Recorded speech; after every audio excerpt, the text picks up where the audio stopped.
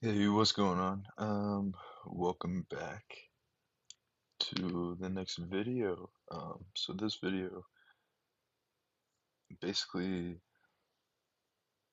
this is gonna be a little different from the past videos if you've been following the investment perspective series, but this one is gonna be more towards like thinking like a professional. So like in this playlist, think this one's gonna be in this playlist, but anyway, so I went ahead and added links on my channel um, dashboard profile. I don't know what you would call it, but um, anyway, so like these are so in the first video I talked about these things, but something I didn't talk about was like you can go online and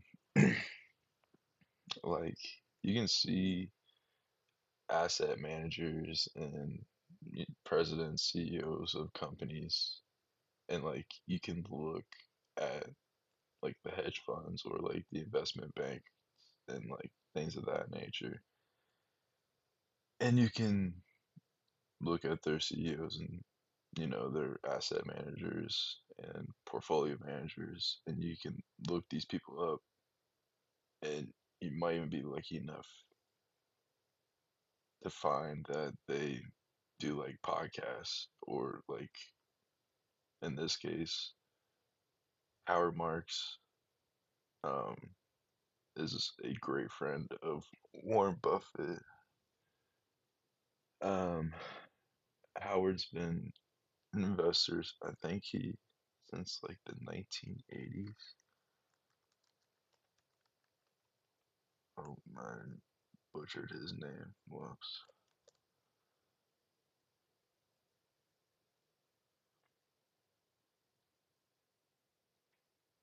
I don't think it says there. Anyway, this dude's been in the markets for a long time, so he's seen a lot of things. And as you can see, his net worth is $2.2 billion dollars. So he may know a thing or two when it comes to investing. I forget when he started. I think he talks about it. I don't know. But what I do know is that he writes these memos, and you can either read it or you can listen to it. So, like, if you're driving in the car, he has on Spotify, he has a podcast on Spotify. So, you use Spotify, you can listen to it while you're driving. Like, and he talks about things that are like complicated, but he's able to explain it in a way to where you might be able to understand what the point he's trying to get across. And I don't know. He talks about really good things, and so this is one thing that I would suggest maybe reading, um, and like listening to. Like this is something that I love reading, and listening to. And then, um, like as well, you'll be able to click on, and like I would honestly bookmark these if I were you, just so like you don't have to open up my channel and then click on these links every time. So like I would just bookmark these three here, so it's nice and easy for you. But um, so yeah, like he has he, one. This is probably one of my favorite like resources that I use personally. But um, anyway, but yeah, like you can look these people up, and then there may even be a chance that you can read something that they wrote, or maybe listen to them on a podcast or things of that nature. So just those little things. Um, I mean, these guys have been around for way longer than I have. They've been in the markets for longer than I am as old. So they've seen a thing or two. So I think the best thing for me to do is listen to what they have to say and, try to learn from them because they know a lot more than what I do. So definitely check out the memos by Howard Marks. Um, and then there's some books that he's even wrote. I actually own one of his books. So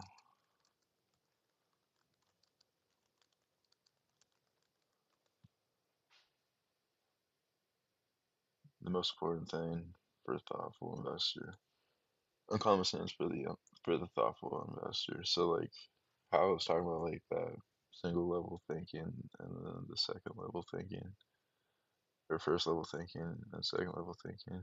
That's where that comes from is within this book. He talks about he goes into more detail about that, but I would definitely recommend like if you want to get into like reading intense like when it comes to investing, that's a book I would recommend for you for sure.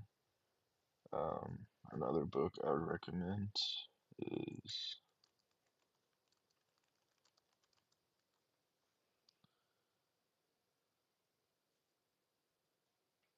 Five Rules for Successful Stock Investing. So literally this book is like if I were to go to Morningstar Investing Center, I could read this book and navigate Morningstar Investing Center and like apply what's in that book to this. So it's kind of like a tool. Like I read it as like a tool to basically understand what I'm looking at when I go to their website. Like if I have the understanding of their foundation, then I can like understand where they're coming from. So like this is literally this book. If I were to like go to the screener and screen a stock, this is how they screen the stocks. This book here. Um, so like this just gives me an understanding of how they come to the conclusion that they're in. And I like to double check, So like I'll click on the company and I'll do my own analysis as well. But this book is how they do the analysis for that screening. Um, so if you want a better understanding of that, and like that will help you become a better like analyst, become a better analyst. Um, because then you can like understand the foundation of how analyzing a company goes. It talks about the basics like the PE ratios and the ROIC and ROE and ROA. It talks about all that stuff in that book and then how to calculate the intrinsic value and things of that nature. So it's a little more advanced, but if you can get a good grasp of that, like you should be pretty well off down the road. So um another book, Fooled by Randomness. So um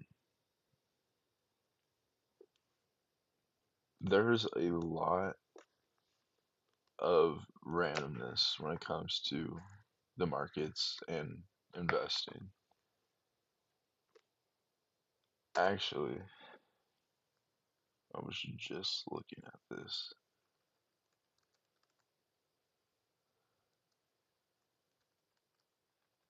So, in this memo, you bet that Howard Marks wrote, literally, he kind of talks about this. So, Decisions Under Uncertainty is a book that he read. Um,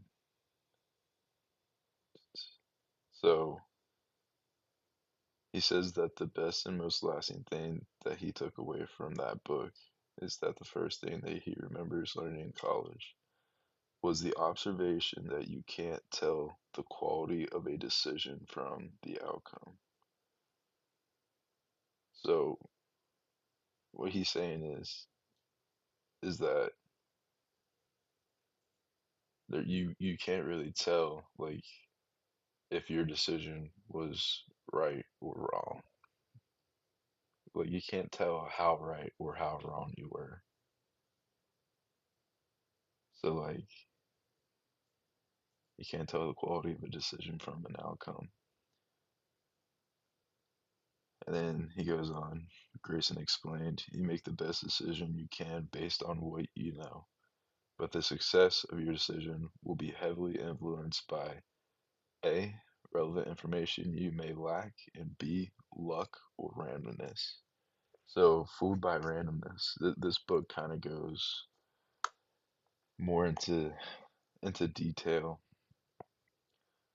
about how there's a lot of there's a lot of luck. So, I would say like 20 to 30% of investing is skill, and the rest of it is randomness and luck. So, and then Howard goes on to say, because of these two factors, well thought out decisions may fail, and poor decisions may succeed. While it might seem counterintuitive, the best decision maker isn't necessarily the person with the most successes, but rather the one with the best process and judgment. The two can be far from the same, and especially over a small number of trials, it can be impossible to know who's who. So, and then kind of going into like my own insights here. So, a thing that I've kind of caught on to slash learned throughout this year, because this has probably been one of the most insightful years for me, I would say, in my 6 years of doing investments, starting at 18. Um, but I've probably learned the most this year that I've learned in the past. I've probably learned more just this year than what I have in the past 6 years combined. Um, but so like one thing that I've kind of learned or have applied my own philosophy to is that kind of going into this relevant information you may lack. So if you really think about it, there's probably out of all the people that invest their money, I would say maybe 10% of the people have a true understanding or have like a lot of knowledge in finance itself, in like economics, and how the economy works, and how a company works, and how a company generates money.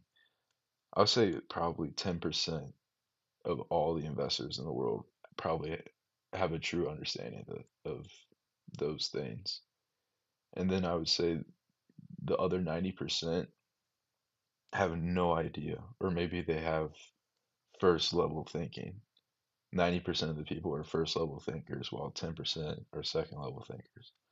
This is just my personal philosophy. So as a second level thinker, you have to account for that 90% of the market is weighted by first level thinkers and 10% is second level thinkers. So you have to make decisions based off of what you know, and then what you know to be true that the other 90% of people know. So then you have to like balance those two things together to come to like an agreement of like, okay, this is what I know. This is what I know that they know. So how are they going to react to this? Is the way they're going to react to this the same that I'm going to react to this, or is it different? How different is it? And just like basically put yourself in their shoes and understand what they would know and understand and come to conclusions to, and then kind of base your judgment off of what the better path is. So, for example, like back in April, Trump started announcing these tariffs on half the globe. And so the stock market started taking a huge drop. It was down like 20% within a month. And at that time, first level thinkers, all they saw was, oh no, tariffs, terrible thing. That could cause inflation because we're paying more. Well, people are paying more to export goods into us, into the U.S. Um, and then those costs are going to be passed off onto higher prices. The higher prices are going to be passed off onto the consumers, you know. So first level thinkers saw that. Second level thinkers saw the stock market is down 20% within a month. That is a huge drop. I'm going to buy here because I think this might be a little bit of an overreaction. Because, as you know, humans are emotional. We are irrational at times, so we make irrational decisions. But to be successful in the stock market, you have to try to always be rational. So, yeah, the market's down 20%. Yeah, tariffs are being applied to half of the globe, and that may cause inflation later on. Um, but the market's down 20%. This is a pretty big discount. I'm gonna buy here. I'll buy a little bit here. Play it by ear. See what else is going on. Take a look at unemployment. Take a look at the labor market. Take a look at inflation. Take a look at PCE, the producer, or why can I not think what PCE is? Personal consumption expenditures price index. Okay, but yeah, take a look at PCE. Take a look at CPI. I would then start looking at other places, and if those things are fine, then I'm even more comfortable with buying in, even though the stock market is taking a dump, because the economy as a whole isn't destroyed yet. So there's still a little bit of hope. There's still room for us to grow. And as well, maybe the tariffs aren't going to be as bad as these people are thinking. That's kind of the approach that I took. So I was buying heavily during April. And sure enough, it started to settle down and appreciated a lot of gains. So yeah, um, so just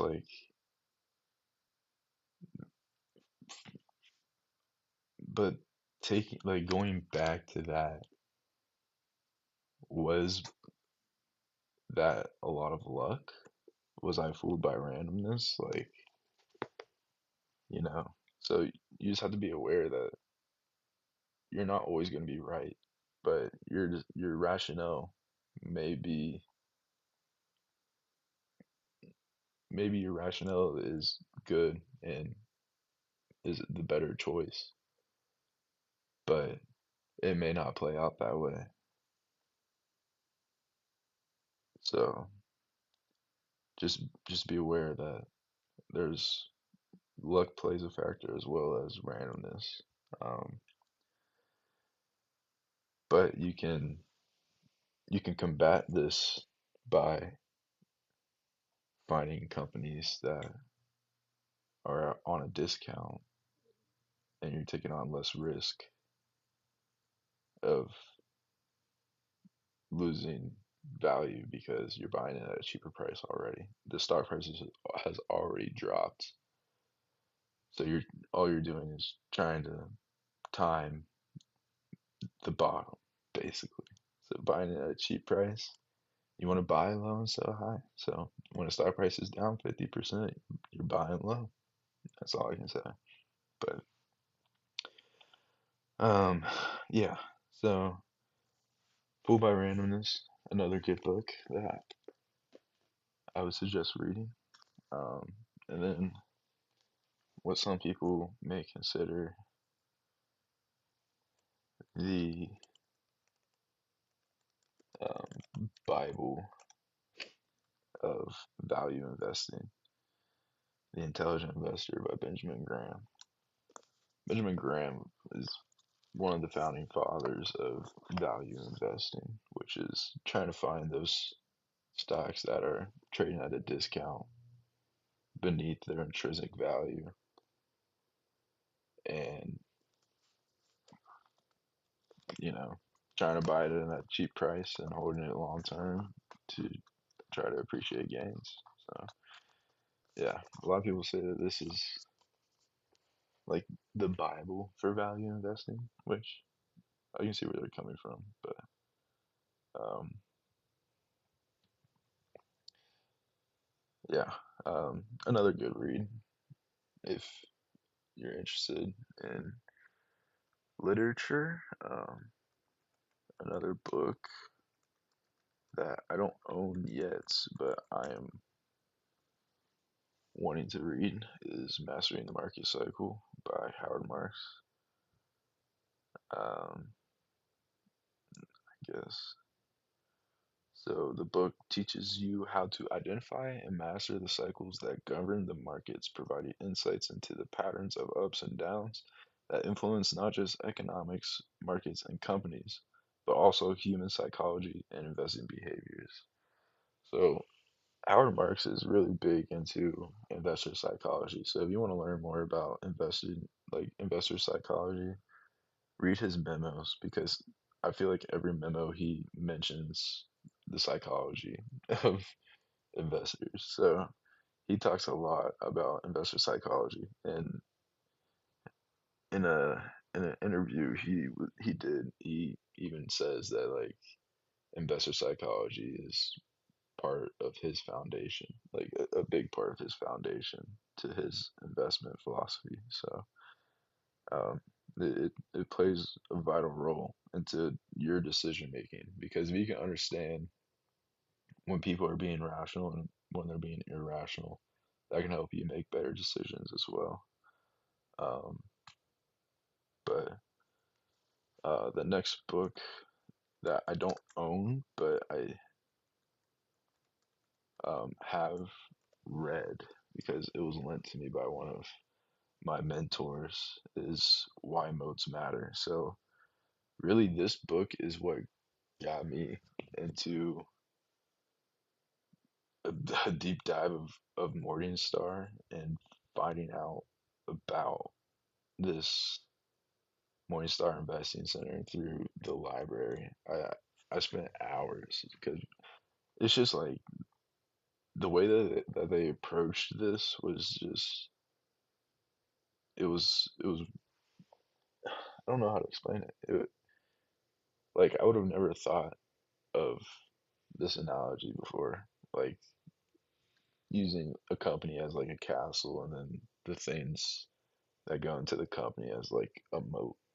Like I would have never like thought about it that way. But putting it into this picture and the way that they go about explaining it in the book and the things that factor into what a moat is and what classifies as a moat, it gives you a better understanding of literally just what um, the moat um, it just gives you a better understanding of just this. But you can then apply this knowledge from this book and classify your own company's modes. like if they don't classify of having a boat, maybe you see something in a news article, maybe the company that you're invested in, they got approved for a patent right there that would classify them as like a narrow moat because now they have studies like they have more cushion basically. Um, so that's another book that I would recommend. Um,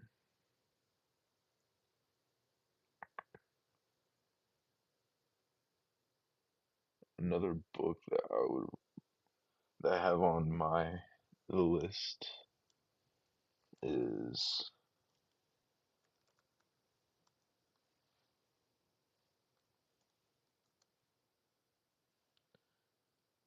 Decisive: How to Make Better Choices in Life and Work. Um, I can't really tell you about it yet because I haven't read it, but that is a book on my list. So maybe if you're interested in that, checking that out. The Essays of Warren Buffett is another one that's on my list that I have not read yet. I also have this Charlie Munger, The Complete Investor, on my list. I have Outlive the Science of Art, or The Science and Art of Longevity. Seems like a good book. Another one is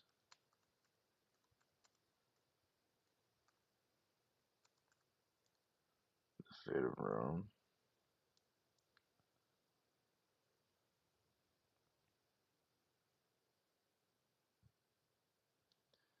And then another one is this is one that you could apply to investing. The other, so like Outlive and like The Fate of Rome and I mean, you can apply Charlie. Okay, but so like Outlive and The Fate of Rome, it's not like there's just teachings in there that I think would be nice to discover. So, but this one you could actually apply to investing itself. So, and Howard Mark, this is You Bet. So this he was inspired to write this because of thinking in bets. So if you want to like a little prelude to some things, boom, right here, You Bet. But yeah. So I would say if you want to get into literature, that's some literature you can get into. Um, then you have The Memo by Howard Marks, and then there's actually a couple others that I'm subscribed to through email. So I think it's John Huber. Yeah,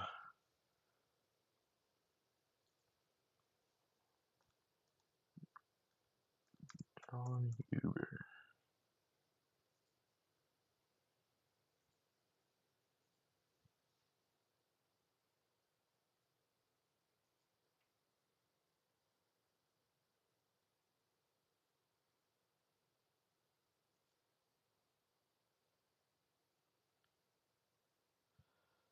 So like this guy writes a lot of things,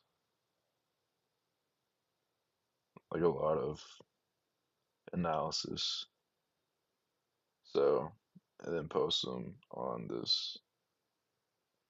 uh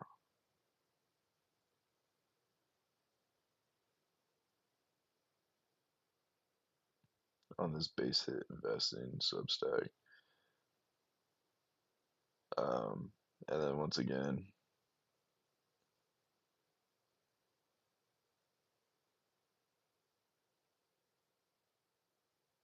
this is where John Huber works, and they post his writings down here. So that's like going back to looking at portfolio managers and asset managers and CEOs and things, just looking them up, you might be able to find some more resources for you to go through. Um, but yeah, I might actually link that as well to my channel. And then I believe there's one more, but oops,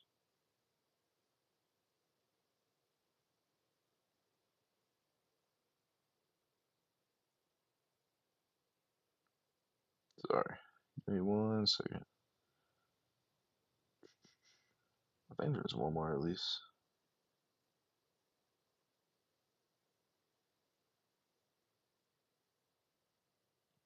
Maybe not.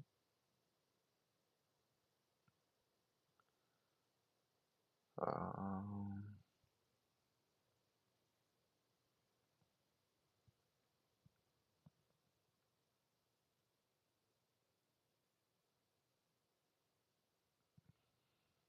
okay, maybe those are the only ones that I'm subscribed to. I thought there was one more, but maybe not. But yeah, so like, there's resources out there for you to like use and for you to learn from. So just go out there and start doing your research. But yeah, and then like let me know if there's something you find. Like let me know, 'cause I'd love to check it out. Um, I'm always trying to find new things to read and listen to and learn from. So yeah, but just I'm actually gonna go ahead and do that now, actually. So, cause add that link now for this John Huber.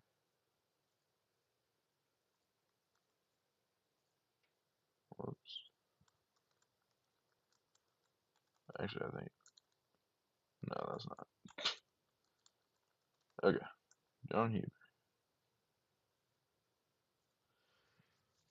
Okay, but yeah, and like as you can see, importance of ROIC. So like gives you a little more insight of why I like ROIC. So like there's and he links like everything. Like